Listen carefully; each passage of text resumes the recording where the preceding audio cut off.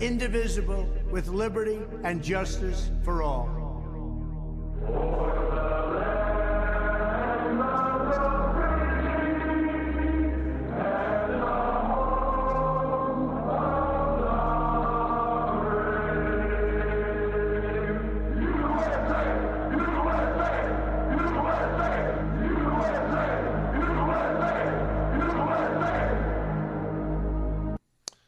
45th President of the United States with the January 6 Prison Choir, a song that was released without much fanfare, but which has shot up through the charts. Why was it released and how did it get released?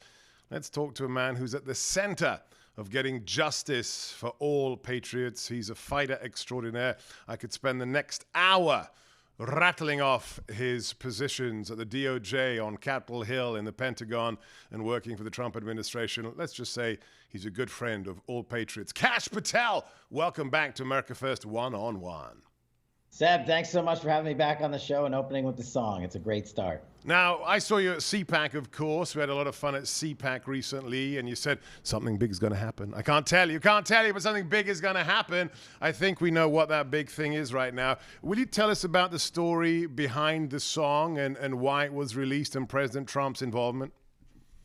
Yeah, absolutely. So fortunately, I was able to be a part of this. We thought, hey, we need to raise not just awareness for the Jan 6 movement, not just to show that there's a two-tier system of justice that DOJ and FBI are doing, but to make people effectuate change. So we thought, and Real America's Voice and Ed Henry were a great partner with Great Pyramid Records, and we put together this song. Hang on. Ed Henry did something serious in his life? Ed Henry? Ed old clowny Ed Henry did something serious? God bless Ed Henry.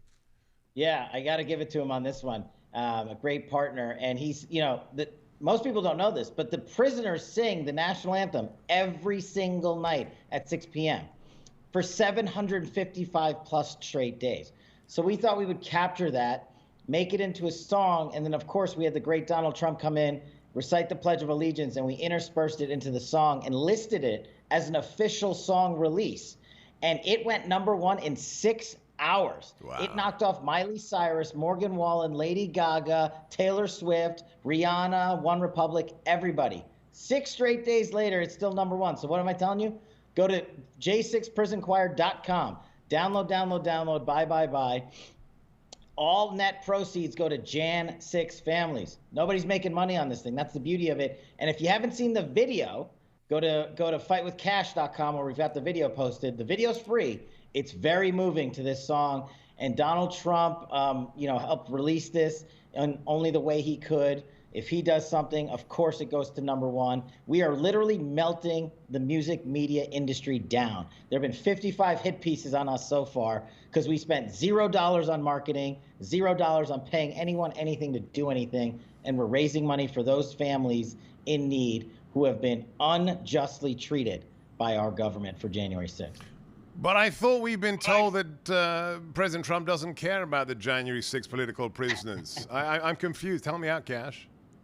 Yeah, and it's just another fake news narrative. If you look at the clowns at Rolling Bone magazine or whatever else is out there, they will still find a way to say, even though the song's #1, thanks to President Trump's seriousness and involvement for January 6th, they will somehow say, well, it's not streaming as high as, this song, these other songs were 3 months ago. The only thing that matters is it's #1, yeah, and that so many Americans can relate to this and want to be a part of it.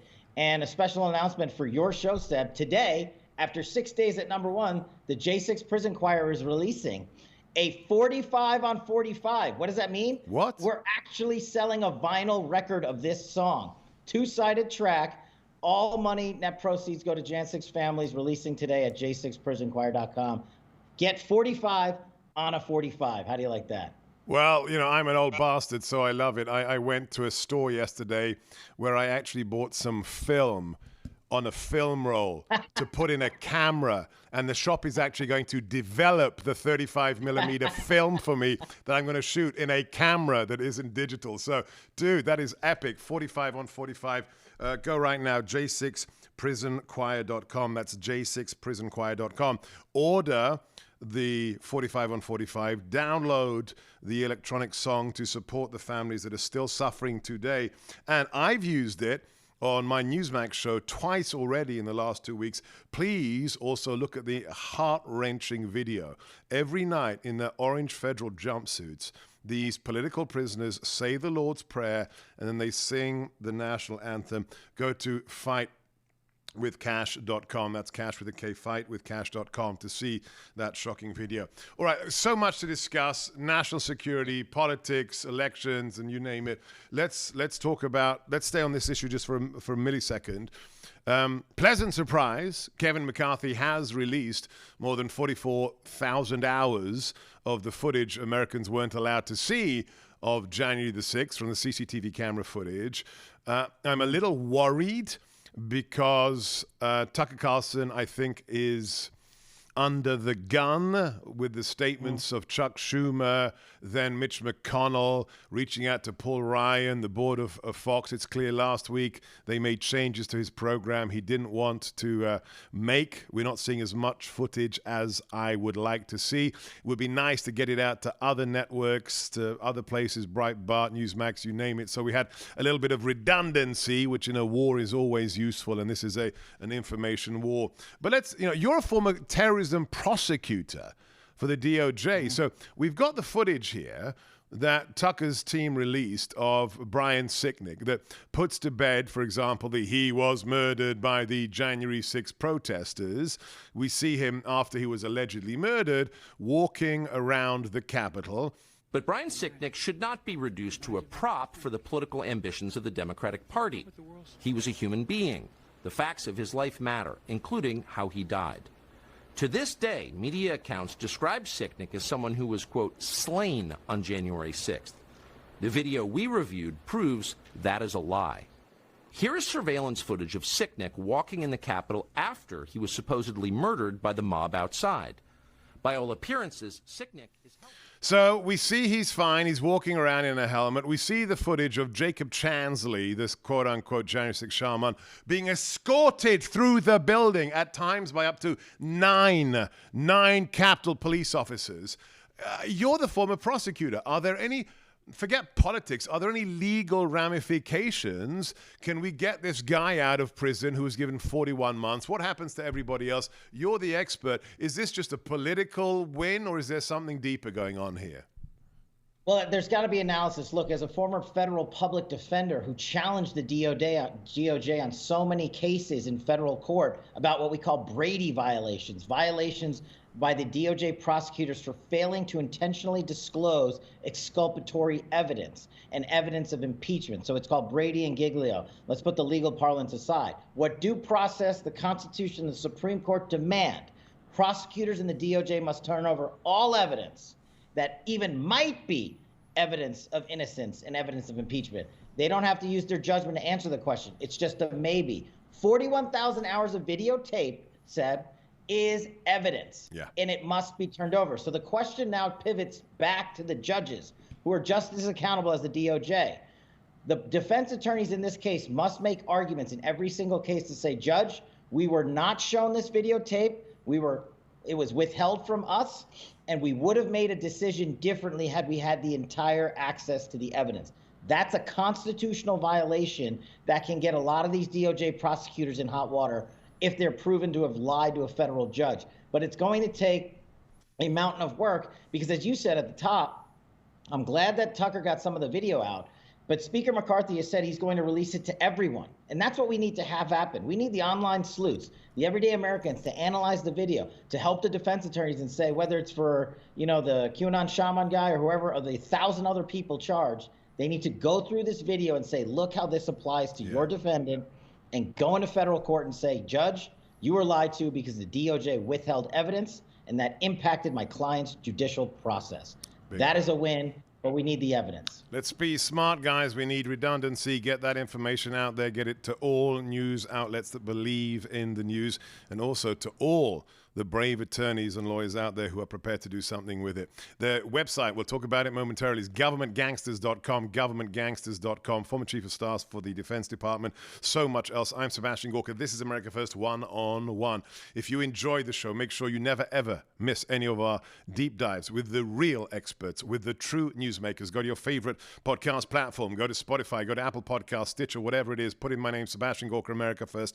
Leave us a 5-star review and share the links with your friends. Don't forget, if you are America First, check out the store, sebgorkastore.com. We have a special bundle, the MAGA Returns Trump 2024 shirt, hoodie, and hat. And still, the #1 bestseller is the FBI t-shirt, jointly released with Chris Plant, but this time it stands for Fascist Bureau of Intimidation, and that's what it is. Go right now, sebgorkastore.com. That's SEBGORKA store.com. When you were 16 years old, 15 years old, when you were a teenager, what did you spare your money on? What did you save your pocket money to spend on?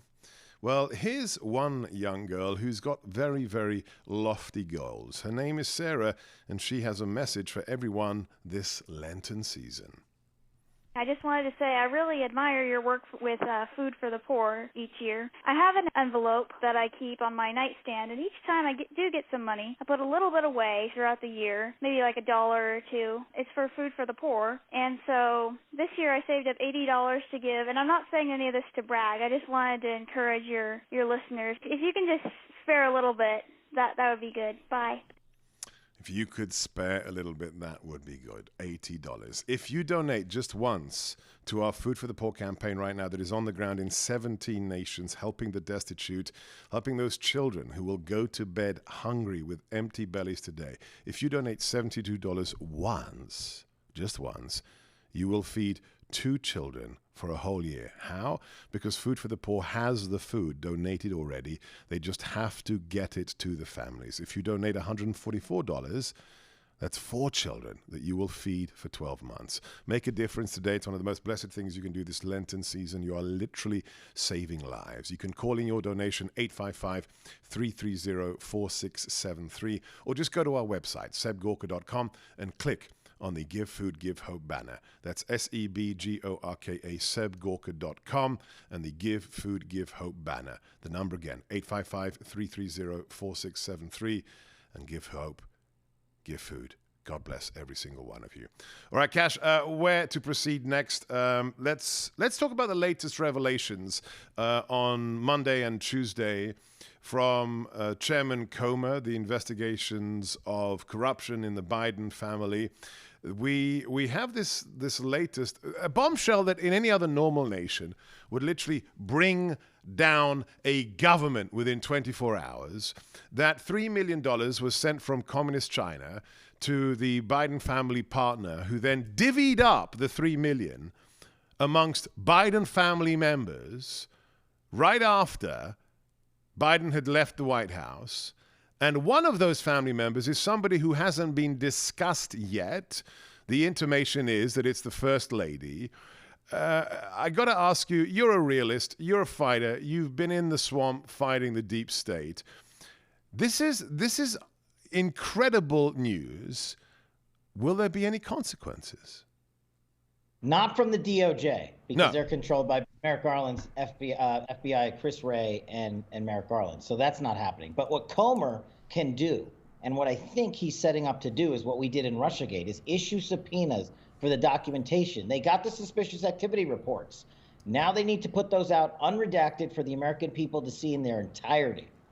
That needs to be Let's step one. get a little bit wonky here, but most people don't know what a SAR is. So explain the suspicious activity report, why it exists, how it functions, and why the fact that Hunter Biden has literally hundreds of SARs connected to his bank account, why that's a big deal. Will you break that down as a former terrorist prosecutor?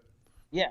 As a former prosecutor, look, fraud in the banking industry is really hard to detect, and the banks by law are mandated to flag any suspicious activity that crosses through their financial institutions. They are mandated to report that to the government. Now, let's be upfront about it. Not just because you have one SAR doesn't mean you're committing a crime. Right. It's just a flag.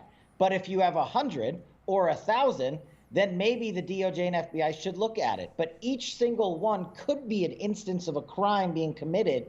The decision is not up to the banking industry. It's up to the DOJ and FBI. So when Comer went out and got these SARs, these suspicious activity reports, they're directly from the financial institutions. They're not FBI or DOJ documents.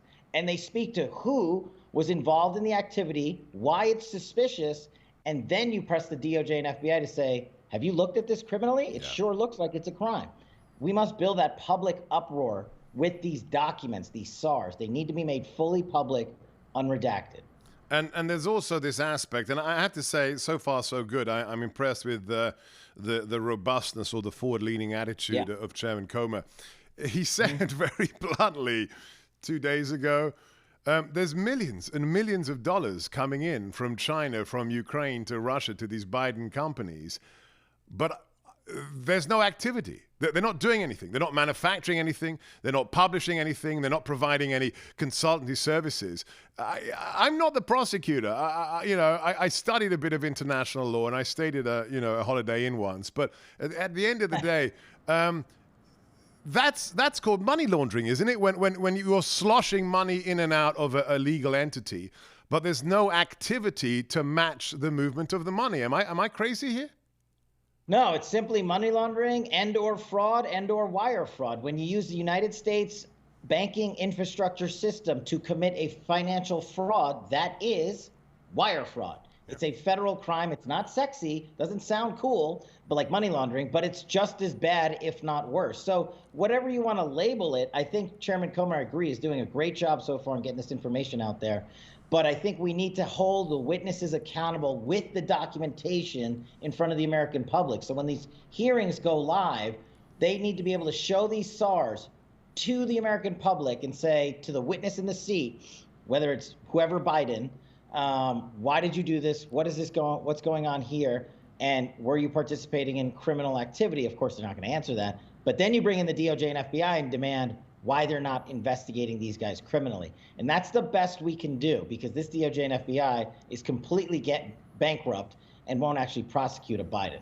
And the idea that the U.S. attorney in Delaware has been sitting on evidence for nigh on 3 years now, how does that happen? Is that just, James? Is that just Joe? Is that Hunter saying to his buddy in Delaware, hey, dude, just put that on the back burner for another few years?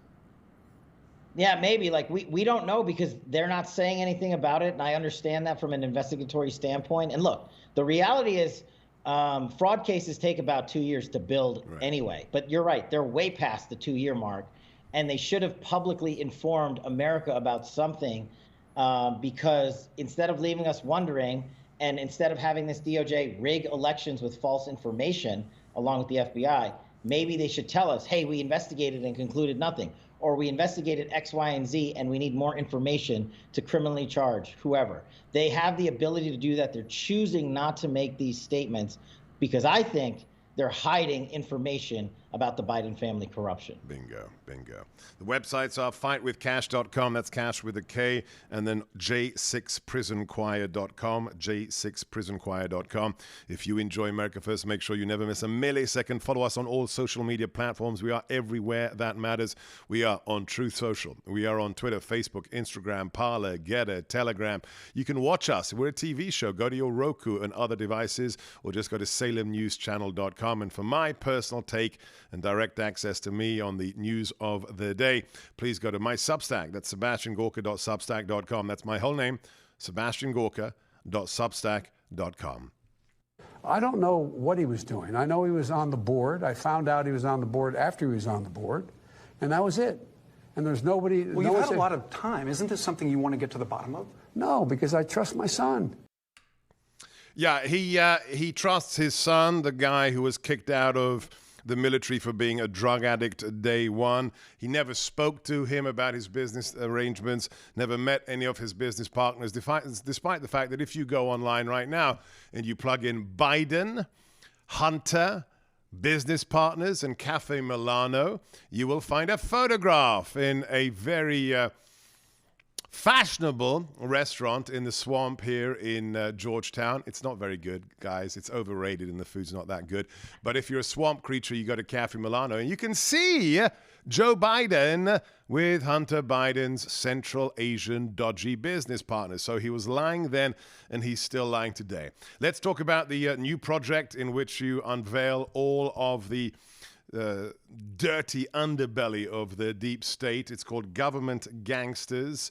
It is the book you have written, Government Gangsters, The Deep State, the Truth, and the Battle for Our Democracy.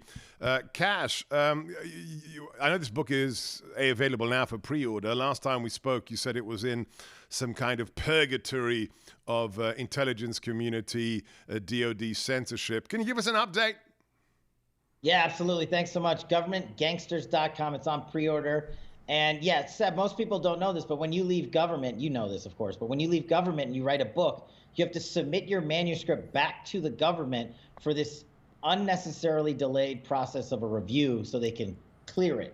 It's been in there for 4 months. I've now got a legal team. We're going to take them to federal court if need be. This book's coming out, and as Donald Trump put on the pre-sale rollout a month or two ago, this book is the blueprint for how we win back the White House in 24 and how we take back the agencies and departments from, instead of serving their overlords, they serve the American people. I highlight by name all the government gangsters at DOJ, FBI, NSA, CIA, DOD, why they failed us, but more importantly, how we use the levers of government to remove them from power, make sure we defeat the weaponization of all of these agencies and departments and put in great personnel. By the way, Seb Gorka might have to lead one of these come 2024. We'll talk about that another day. But we have the bench, and I pull no punches in this book. Go order it right now, governmentgangsters.com. We're doing something never done in publishing history before. I am personalizing all the books at governmentgangsters.com. You want a message, you want a signature, you want a cartoon character, I'll draw it. Go ahead and pick up your copy today, governmentgangsters.com. Donald Trump thinks it's a blueprint, so I'm thinking that's a pretty good endorsement. Governmentgangsters.com, that is a good endorsement, almost as good as the liners we have on this show from the 45th President of the United States. Governmentgangsters.com. I want everybody to pre-order it right now. Let me just ask you this. You're a former federal prosecutor. You're a former chief of staff of the Pentagon. Why don't you just publish it? Because I'd love to see the feds try and take you down in court. I think you'd chew them up and spit them out. I think it would be fun, but then you always give them that piece of ammunition that says, oh, he acted improperly, he knows better because he was chief of staff and this and that and the other thing. Look, there's no classified information in there. I know how to write this book. Right. And that's not it. They're embarrassed. They're embarrassed that someone is out there willing to name people by name and position and how they failed and why they're corrupt and fraud. They don't want that out. And so we're going to fight them. It's coming out. We're not having redactions. Government Gangsters is going to take on a life of its own here in short order, thanks to all the pre-sales already. It's even available on Amazon. Even Uncle Jeff is letting me sell the book over there, but that's the easy button. How shocked are people going to be when they read the final unredacted version of that book, Cash?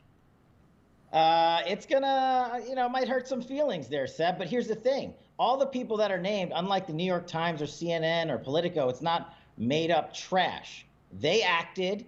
They are accountable to the American people. It's about time they got called out. And I'm talking about the likes of Milley and Esper and Barr and Rosenstein and Wray and so many others, and not just cabinet secretaries, the Charmellas of the world and everybody else underneath them that caused so much disruption with fake information and false information and rigging elections that we got to make sure it never happens again. So we got to get educated on it. And I did something about it, and I wrote Government Gangsters. He did it on radio right now. We're going to have to censor this episode. He said Eric Ciaramella. He mentioned the name of the whistleblower. I remember the first time I met Rosenstein at a meeting, at a DOJ meeting. Oh my God, what an oleaginous, creepy lizard he is. I mean, just one of the worst out there. Governmentgangsters.com, governmentgangsters.com. Next, we'll talk about the plan. What are we going to do to fix it all? I'm Sebastian Gorka. This is America First One-on-One. All right, this is the part that's most interesting for me, Cash. And again, I'm going to be deadly honest. Bannon always tells me, don't worry about it. It's all being sorted out in the background. I don't believe you, Steve. You're playing a good game to keep everybody pumped and ready for victory next year. I don't think we have a requisite bench to take control and to truly drain the deep swamp. When you're talking about people like you and me or Bannon, we've got maybe, I don't know, 20, tops 30 of people who could be in senior positions to actually cut out the dead wood, to stop the corruption, to gain control of the executive branches of government in a way that represents the will of the American people who will elect the next president. That's not something we're going to solve today, who's building the bench or how many we have. But I want to hear from you. I want everybody to go to governmentgangsters.com. I want them to order the book. But I want you to give us a glimpse right now what we do differently. I've got two things, and tell me what else we need. Number one, get most of the departments out of D.C. If you move them out of D.C., the schlep, the permanent bureaucracy, the unaccountable bureaucracy are not going to want to move to South Dakota or Wyoming. We can downsize them. We can fill the gaps with real patriots who want to represent the will of the American people. So get the swamp out of Swamp Town, number one, which a president can do. And then secondly, there has to be some kind of enforcement system. I pitched this to Steve. I pitched this at the first few weeks of the administration. You need tough guys who go from department to department and say to the secretary, Mr. Secretary, what have you done in the last 7 days to serve the will of the American people and the presidential intent? If they get the wrong answers, they go back to the Oval, they tell the boss, you need to can this guy and he's out of there. We need an enforcement system, and we need to grip the swamp within the first 3 weeks of action. Otherwise, it's going to be a disaster. What do you think of my ideas, and what would you, Kash Patel, as the guy who ran the Pentagon, what else would you add? No, those are fantastic ideas, and I think they're the only two foundational ideas we need. And the way you get the bench in there, and you're right, that's a conversation for another day, is you not just appoint cabinet secretaries and undersecretaries, but deputies, chiefs of staff, principals. You go down the rung 10 to 15 deep in every agency and appoint one of America First Trump guys and across the board, whether it's Department of Ag or the FBI. And we have that bench, and we need to put it in there. That we didn't do it the last time, so this time, day one, everybody goes in without fail. And you're right, the second is almost as important as the first. If you don't ride these people to make sure they stay on message and stay on point and follow the commander-in-chief who was duly elected, in this case President Trump in 2024, then they will be removed. But what I've learned, Seb, the fastest way to do that is, yes, you need guys chasing them down nonstop, but you also threaten them by taking their money. Yeah. That is the number one thing these government gangsters respond to. When they want new office spaces, and let's do the FBI as an example, because they're front and center of being the worst corrupt actors in government. They want this new mega complex headquarters somewhere in Maryland or Virginia. And even a Republican governor is lobbying. Glenn Youngkin is lobbying for a new Pentagon-sized FBI building to reward the feds. It's insane, Kash. No, it doesn't work. It's the overcorrection, false messaging. They're like, look, new FBI building, new team here to stay. It's garbage, and it's a waste of taxpayer money. Here's what you do. You take the Hoover building, the FBI building in downtown D.C., that is the size of a New York City square block, and you shut it down. You reopen it as the museum to the deep state, and you make it free for all Americans to visit. Then you take all the personnel that was in that building, and you only need about 50 to actually run this place, and you put them in a small office, and you send every other agent and every other lawyer and every other staffer across the 50 states to go chase down criminals, child predators, drug dealers, rapists, gangsters, MS-13, and lock up the people that are doing harm to our communities and restore the cops to being cops. And you can do that with every single agency. Like you said, they can be downsized. They don't need these behemoth headquarters-sized buildings. But the FBI is the greatest example of it. Walk across the street to DOJ, same thing. All you have is tens of thousands of people saying, how do we get to no, instead of how do we get America to yes so we can help them. And the FBI and DOJ are prime examples. You do it at DOD, you do it at CIA. DOD and the Defense Industrial Complex, that's a little bit of a different layout. I outline that in detail in my book. I think the Defense Industrial Complex is worse than every lobbying institution combined. And that is why they are desperately trying to get us into yet another world war in the Ukraine, because they care more about money, dollars and cents than they do about American blood. And it's not easy to take them on, but we're going to need the right personnel across the board at DOD to do the similar stuff. What about the IC? What about the intelligence community? 17 agencies, a seemingly redundant Office of the National Director. Can't we have swinging cuts and changes there? I mean, you were inside the belly. Can we fix that? Absolutely. Look, in the short time that I was deputy director of national intelligence over there, we cut 10% of the workforce. And so if we can do it and defeat that false narrative that you can't zero out federal employees, it's a total false narrative. It's a fiction. If you take away their budget and you zero them out, they will move on. They will be given the choice to leave government or stay at a post in Kodiak, Alaska. Yeah. There are ways to do this, but you have to do it. And you're right, the IC needs to be shrunk, not grown, shrunk. And we need to send the CIA back on mission. The CIA is not a special forces operations unit. It is an intelligence collection unit. Get your officers out of Langley, put them around the world so they can detect intelligence like they were trained to do and not be a quasi special forces commando unit so you can publicize your small false victories around the world. We need you to collect intel so the operational components of DOD and et cetera can act. Do your job. These agencies need to return to that. All they care about is government reach, expanding, growing, taking up more landscape. We need to go the other way. It's governmentgangsters.com, governmentgangsters.com. Order it right now. I'm Sebastian Gorka. This is America First One-on-One, coming to you live from the ReliefFactor.com studios just outside the insalubrious, fetid, rank, malodorous, noisome swamp that is Washington, D.C. All right, I'm going to put you on the spot right now, my dear friend Kash Patel, because I need a question answered that's been vexing me for nigh on 2.5 years now.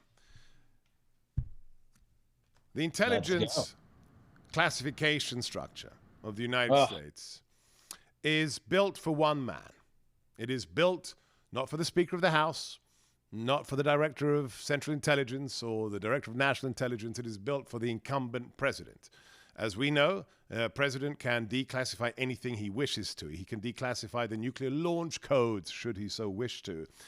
He can give anybody, he can give his pet poodle a top secret SCI Q clearance from the Department of Energy, should he so wish to do so. Why, at the end of the Trump administration, did it seem as if the intelligence community had the White House at its beck and call, and when the president wanted stuff declassified, it didn't get declassified? It went back to the agencies for second opinions, third opinions, and they just slow rolled it. If we win, if President Trump comes back, why can't you just say, literally 1201, these documents on the Russia collusion hoax, these documents on who Azra Turk is, what happened Crossfire Hurricane, what happened with all of these intelligence operations against American citizens, they are declassified now, and here we are handing them to Breitbart, here we are handing them to Newsmax, here we are giving them to the American people. Why didn't that happen? Because of the bureaucratic malaise, because of the government gangsters, because of the people I identify like Pat Cipollone at White House Counsel and his sidekick. These people thought it amongst themselves, and the Gina Haspels of the world and the Mark Millies, to get together and thwart the orders of the commander-in-chief who was still sitting behind the desk of the Oval Office when he gave those commands. They thought they could upend constitutional law and actual chain of command because they could slow roll him with the bureaucracy, and unfortunately, that's exactly what they did, and that's the only reason, in my opinion, those documents aren't out. And you're right, when he wins again in 2024 on day one, they should go in there and say, everything's declassified, none of you lawyers are getting in the way, no CIA directors are standing in the way, no DNI, no Secretary of State, no one. I'm the commander-in-chief. This is public information that needs to be out to the world, and he can put it out. I think we learned that lesson too. And you see what it cost us now that we're still fighting for the release of documents we all thought were declassified 2.5 years ago. Yeah. Do you know some good lawyers who could, be the anti-Pat Cipollones? Oh, yeah. We've got a book of them. Yep, they're there. Okay. We got them. All right, good. I'm feeling a little bit better today. That's usually what happens when I talk to my buddy Kash Patel. Get the book right now, governmentgangsters.com, governmentgangsters.com. Just infuriate the swamp by ordering it right now. And then also please support the January 6 political prisoners. It's j6prisonchoir.com, j6prisonchoir.com. God bless you, Cash. Can't wait to see you again in the swamp. I'm Sebastian Gorka. You've been listening to America First One-on-One. Wherever you are, whatever you're doing, keep your head on a swivel, watch your six, hold the line, never give up, never give in, and stay frosty.